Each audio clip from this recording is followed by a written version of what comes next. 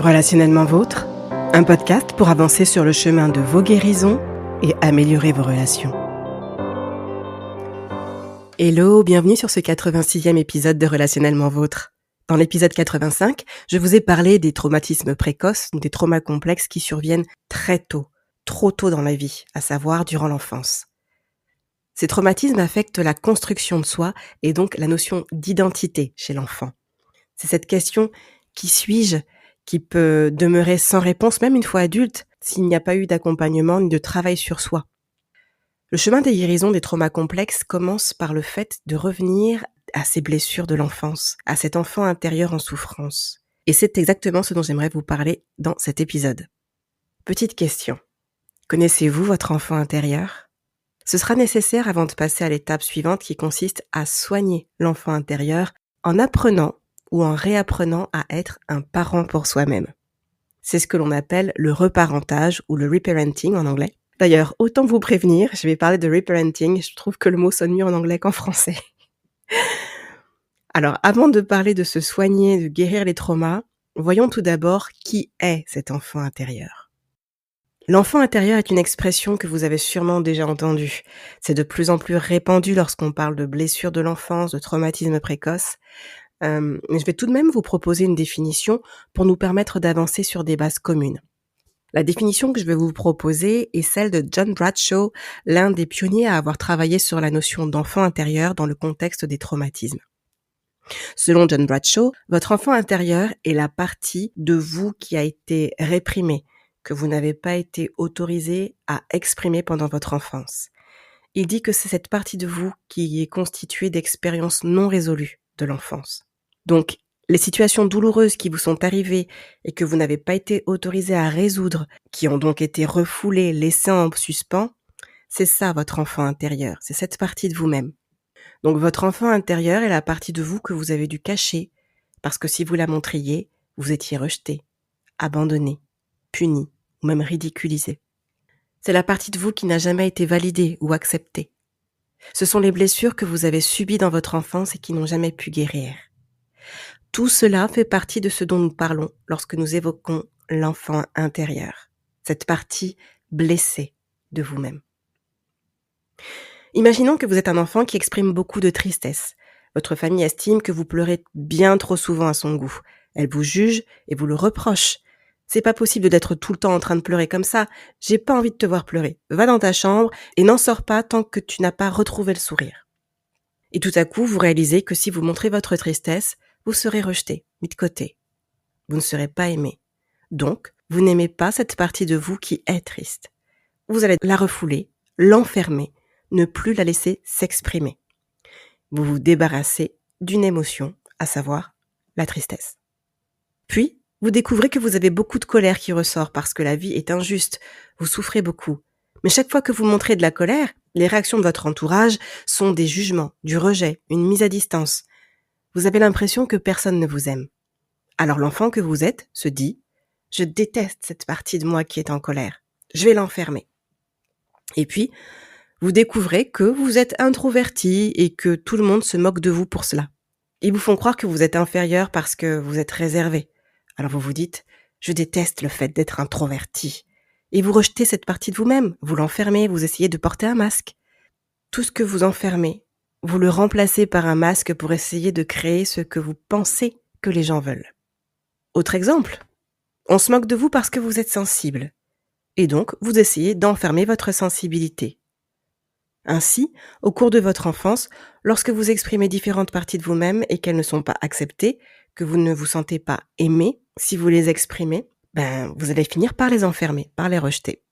Vous aimeriez pouvoir les supprimer. Et c'est comme si cette partie de vous, la partie blessée, la partie qui a été rejetée, avait été laissée pour compte.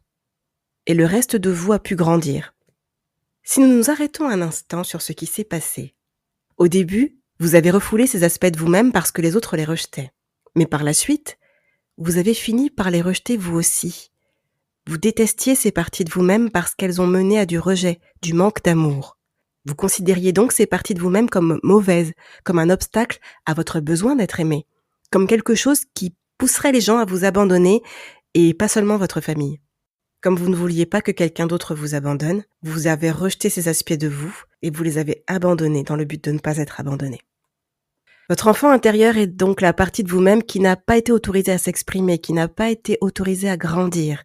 C'est toute la douleur, les blessures, les parties de vous qui n'ont pas été aimées, qui n'ont pas été acceptées. Et ce sont des parties qui sont restées coincées dans le passé, mais qui continuent à vous affecter dans le présent. Et c'est là le hic, c'est que ces parties rejetées de vous-même font toujours partie de vous. Vous les avez peut-être enfermées, mais elles n'ont pas été supprimées. Vous les avez peut-être abandonnées, mais elles existent toujours, elles font partie de vous. Comme évoqué dans l'épisode précédent, en renonçant à ces parties de vous, vous finissez par vous déconnecter de vous-même, de vos émotions, de vos besoins, de vos pensées, etc. Et c'est ainsi que vous finissez par vous demander « Mais qui suis-je » Le vrai vous se trouve sous les masques. C'est pour cela que Gabor Maté encourage à l'authenticité, à faire tomber les masques. Vous me direz, c'est plus facile à dire qu'à faire, Kelly. Et effectivement, je vous rejoins totalement sur ce point. Pourquoi donc laisser ressortir les parties de vous qui vous ont mené à tant de souffrance ? Eh bien parce que même enfermées, ces parties continuent à vous faire souffrir. Refouler qui vous êtes au plus profond de vous-même n'efface pas ces parties de vous. Les cacher ne les empêche pas d'exister. Elles continuent à avoir un effet sur votre vie, notamment sous forme de déclencheur émotionnel. Vous savez, c'est une expression que j'utilise beaucoup dans le podcast. Par exemple, si vous avez été blessé il y a, 20, 30 ou peut-être même 40 ans de ça en arrière, si une situation plus ou moins proche du contexte de cette blessure se produit, elle peut venir raviver des émotions de manière tout aussi intense qu'à l'époque de la blessure initiale, c'est-à-dire à l'époque de la blessure il y a 20, 30 ou 40 ans. C'est comme si la situation, la personne, venait toucher exactement la blessure de votre enfance sans même le savoir. Et là, vous réagissez proportionnellement à la douleur que vous ressentiez à l'époque, ajoutée à la douleur accumulée au fil des années. Je vous laisse imaginer le cocktail que ça peut donner. C'est une douleur qui peut sembler disproportionnée si on ne regarde que la situation vécue dans le présent, mais au final, c'est une douleur qui reflète la douleur ressentie par votre enfant intérieur qui réagit à ce moment-là, parce qu'il n'est pas guéri et il a besoin de vous pour guérir. Si vous avez quelques doutes sur le fait d'avoir un enfant intérieur qui continue à saigner depuis toutes ces années, vous trouverez 3 questionnaires pour faire le point. Les liens figurent en description de l'épisode. En attendant, cet enfant intérieur a développé des stratégies pour se protéger et éviter autant que possible la souffrance. Et voici donc 7 archétypes de l'enfant intérieur. Premièrement, il y a le soignant. Il s'agit de l'enfant blessé qui ne veut plus être blessé. Le cerveau décide alors d'établir des relations de codépendance dans lesquelles je trouve mon sentiment de valeur, mon identité et mon estime personnelle en aidant les autres. Mais je néglige mes propres besoins. Je crois que la seule façon d'obtenir de l'amour est de prendre soin des autres et de gagner leur amour. Cela signifie que je dois ignorer mes propres besoins et donner la priorité à ceux des autres. Ça, c'est l'enfant intérieur qui se comporte en soignant. Autre archétype de l'enfant intérieur, c'est celui du surdoué. En gros, je ne veux pas être blessé à nouveau aujourd'hui, donc j'ai besoin d'être respecté, ce qui signifie que je dois mériter le respect en agissant, en accomplissant des choses et en réussissant. L'enfant se dit « Je vais donc devenir le meilleur dans tout. Les gens me respecteront, m'apprécieront et m'aimeront, et je ne serai plus jamais blessé. » Troisième archétype, c'est celui du sous-performant. Pour ne plus être blessé, il faut rester discret, invisible, passer inaperçu, afin que personne ne puisse me critiquer, car personne ne me remarque. Personne ne me rabaissera ou ne me punira parce que personne ne me voit. L'enfant se retire donc de la vie en s'isolant, en ne s'affirmant pas, en n'exprimant pas ses désirs, ni ses opinions et encore moins ses besoins. Il essaye totalement d'être invisible. Et une partie de ce qu'il espère, c'est qu'il ne cause plus jamais de problème à qui que ce soit. Et donc il ne demande de rien à personne. Alors comme ça, peut-être que les gens l'aimeront. Quatrième archétype, c'est celui du sauveteur ou du protecteur. Il court partout avec acharnement pour essayer d'aider toute personne en situation de crise, pour essayer de les guérir, de les protéger, de les sortir de la crise, en étant le sauveur, en étant le héros. Il brûle ainsi toute son énergie à trouver des personnes qui ont besoin de lui et à créer des relations de dépendance avec ces personnes, des personnes qui ne s'aident pas elles-mêmes ou qui ne sont pas capables de s'aider elles-mêmes. Et il fait tout pour elles. Du coup, cet enfant se dit « Waouh, je suis en quelque sorte leur sauveur. Je suis celui qui prend soin d'elles et qui répond à tous leurs besoins. Alors elles vont m'adorer, elles vont m'aimer, m'apprécier. » 5e archétype, c'est celui de l'âme en fait.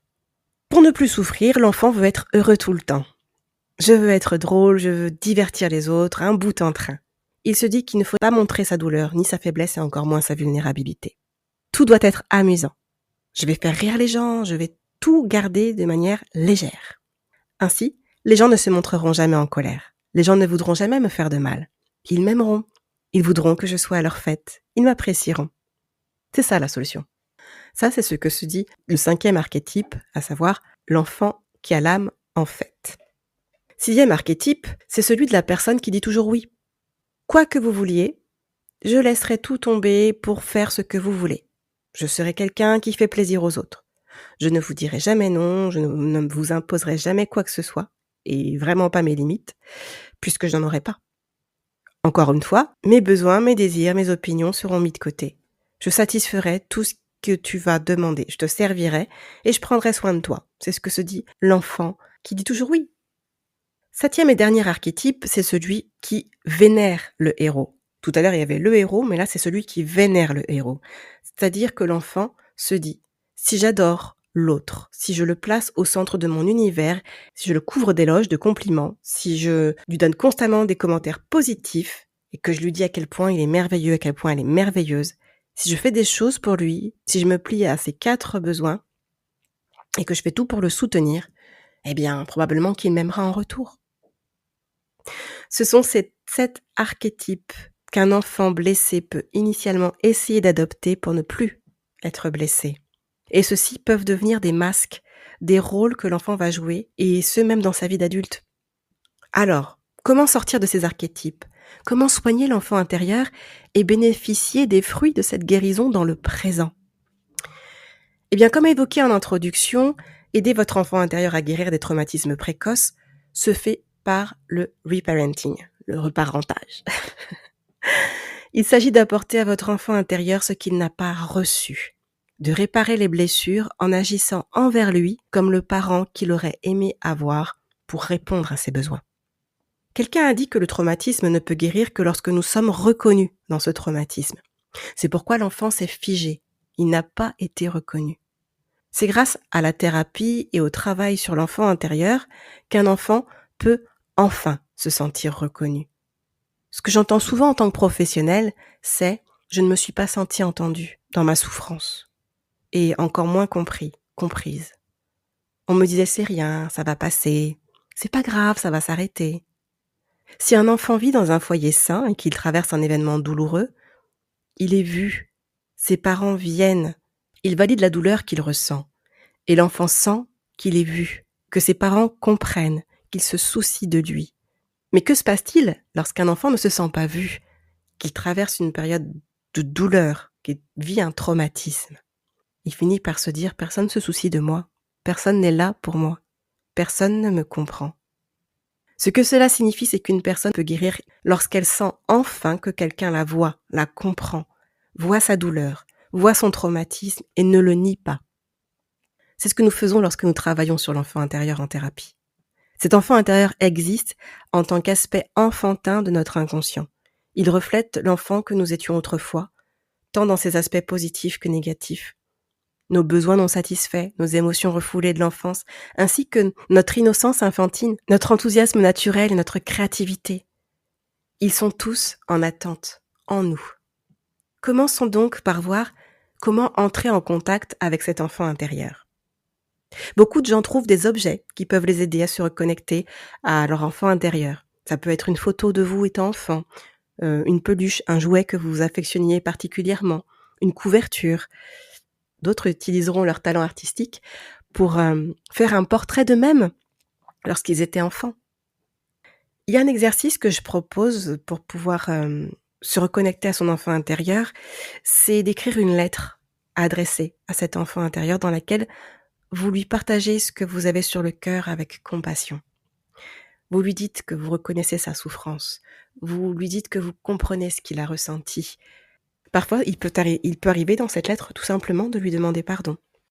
Si vous prenez le temps de répondre aux 3 questionnaires proposés en description de l'épisode, et si vous entreprenez une psychothérapie, vous serez amené à identifier petit à petit des traumatismes ou des blessures subies pendant votre enfance, identifier les besoins non satisfaits que vous avez connus en grandissant.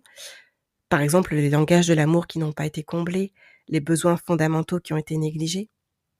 Et une fois que votre enfant intérieur sera identifié, vous pourrez alors vous demander: qu'aurais-je souhaité que mes parents fassent pour moi quand j'étais enfant? Qu'aurais-je aimé que mes parents me disent quand j'étais confrontée à l'échec? Et vous pourrez continuer ainsi à explorer les pistes du reparenting, découvrir ce dont votre enfant intérieur avait besoin et voir comment le lui apporter aujourd'hui. Vous pourrez aussi vous demander: quelles activités j'aurais voulu pratiquer quand j'étais enfant? Qu'est-ce qui m'intriguait le plus? Quelles étaient mes chansons préférées, mes films et mes jeux préférés?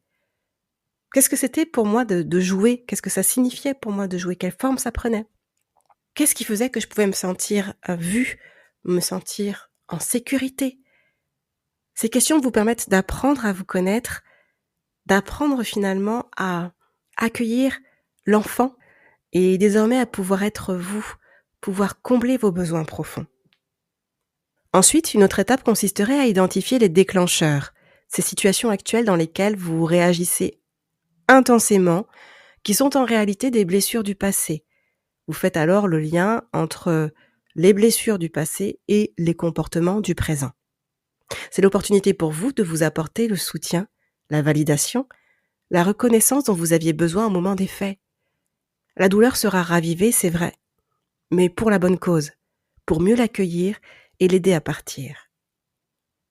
J'ai beaucoup aimé quand le psychiatre américain Frank Anderson a expliqué qu'on peut difficilement guérir seul de nos traumas parce qu'il y a justement un pouvoir réparateur dans le fait d'entendre une tierce personne valider notre douleur, dans le sens de la reconnaître et de lui accorder de l'importance, contrairement à ce que nous aurions vécu durant notre enfance. On ne peut pas guérir d'un trauma si on évite la douleur.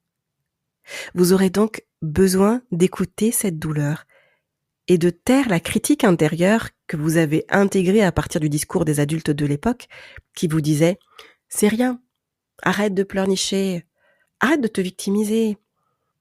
Vous pouvez désormais répondre à cette critique avec la voix du parent que vous représentez pour votre enfant intérieur. Que diriez-vous pour prendre sa défense et vous débarrasser de cette critique intérieure? Par exemple, si votre critique intérieure vous dit « mais c'est rien », vous pouvez tout à fait lui répondre: cette douleur est réelle, elle n'est pas rien. J'ai besoin d'en tenir compte pour lui permettre de partir. Arrête de pleurnicher, j'ai mal et pleurer me fait du bien. Arrête de te victimiser. Réguler mes émotions et libérer la douleur ne fait pas de moi une victime. Ça m'aide à être en bonne santé émotionnelle. Une fois que vous aurez pu faire cela, c'est-à-dire prendre la défense de votre enfant intérieur, vous pourrez vous demander: où est-ce que vous ressentez la douleur? L'aviez-vous ressentie ainsi quand vous étiez enfant? Où est-ce que vous la localisez dans votre corps? De quelle manière est-ce qu'elle se manifeste? De cette manière, vous allez enfin vous autoriser à ressentir la douleur, non seulement émotionnellement, mais aussi physiquement, et elle va se manifester et vous pourrez ainsi en diminuer l'intensité. Vous pourrez libérer les émotions qui y sont rattachées, lui donner du sens, poser des mots sur cette douleur. C'est ainsi que vous allez progressivement vous libérer des émotions enfouies, bloquées au fond de vous, ces émotions qui ont créé le trauma. Car pour rappel, de manière très schématique, un trauma, c'est ce qui se passe en nous dans une situation source d'insécurité ou de souffrance, des émotions mais qui n'ont pas pu être exprimées, libérées, et elles sont donc bloquées. Le reparenting vous donne la possibilité d'être à l'écoute de ce qui n'a pas été exprimé à l'époque et de pouvoir l'évacuer aujourd'hui. Nous approchons de la fin de cet épisode et en bonus, j'aimerais vous partager 2 points d'attention à garder, 2 points dont il vaut mieux être conscient. Vous avez probablement entendu qu'il faut aimer cette partie blessée de vous-même, qu'il faut aimer votre enfant intérieur. Vous vous rendrez compte que ça ne fonctionne pas aussi simplement. Ce qui se passe, c'est que cette partie blessée de vous-même ne vous fait pas encore confiance. Souvenez-vous, elle a été abandonnée, rejetée, détestée par les autres, mais aussi par vous pendant un certain nombre d'années. Donc, il va être nécessaire de construire une relation avec cet enfant intérieur, de recréer une relation de confiance avec vous-même envers vous-même et ça peut prendre du temps, mais c'est totalement OK. Le deuxième point, c'est qu'une fois que cette partie enfermée de vous-même a été identifiée, vous aurez envie de déborder d'empathie, voire peut-être de pitié, vis-à-vis de cette partie de vous-même. Et ça peut vous amener à être conduit plus par vos émotions qu'autre chose. Sauf qu'avec le temps, toutes ces émotions vont finir par retomber comme un soufflet et accueillir cette partie blessée de vous peut devenir barbant, lassant. C'est trop de travail, je ne ressens plus les émotions chaleureuses du départ et vous pourriez être tenté de négliger votre enfant intérieur à nouveau, ce qui risquerait de causer plus de dégâts. Alors, inutile de vous précipiter vers votre enfant intérieur, vers ces parties blessées si ce sont vos émotions qui sont au volant. Il est préférable que ce soit un choix, une volonté, une décision mûrement réfléchie de votre part, que vous vous sentez prête à assumer en vous engageant sur le long terme. Prendre soin de vous, même les jours où vous n'en avez pas forcément envie, comme le ferait un parent responsable. Après tout, décider d'être un parent, c'est pour la vie, n'est-ce pas? Voilà, ce 86e épisode de Relationnellement Vôtre est terminé. Vos commentaires sont les bienvenus directement sur la chaîne YouTube. Le lien se trouve en description de l'épisode si vous n'êtes pas déjà sur la chaîne YouTube. Vous pouvez aussi poser vos questions ou partager vos témoignages par mail à l'adresse relationnellementvôtre@gmail.com. Si le contenu de cet épisode vous a aidé, pensez à mettre un j'aime et à le partager à d'autres personnes qu'il pourrait aussi aider. Bon, eh bien je vous dis à dans 2 semaines et d'ici là, bonne continuation sur le chemin de vos guérisons. Relationnellement Vôtre.